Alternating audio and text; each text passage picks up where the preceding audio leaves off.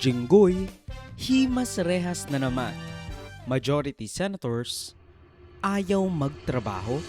Anong mangyayari when your reputation precedes you at kahit yung mga kapartido at kasamahan mo, even yung kapatid mo, have to laugh at magbiro at your expense dahil sa iyong pangit na imahe na it's a thinker to even believe na nakasungkit ka pa ng boto para makapasok sa Magic 12 ng Senado.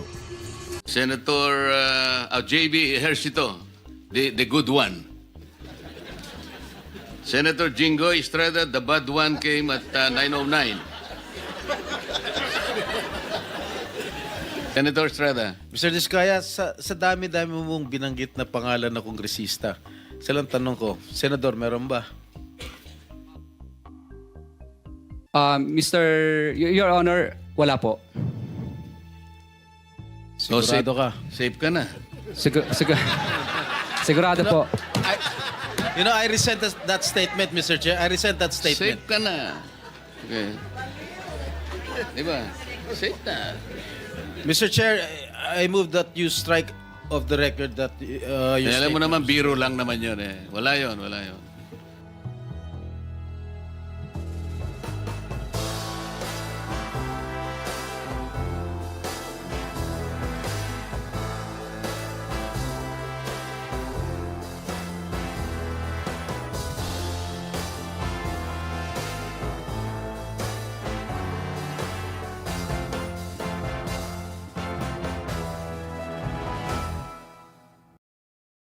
Nakakulong na sa piitan ng payatas ang ating butihing The Bad One Senador, Jinggoy Estrada.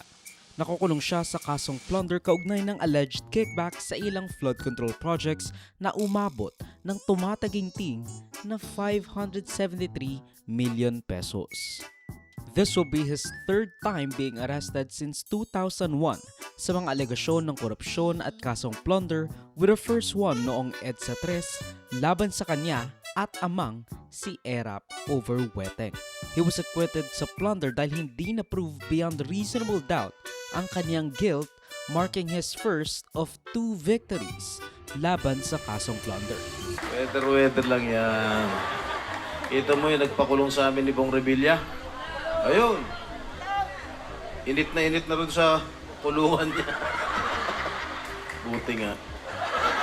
Ang tanong na lang is, makakatakas ba siya sa pangatlong ito? Which, the odds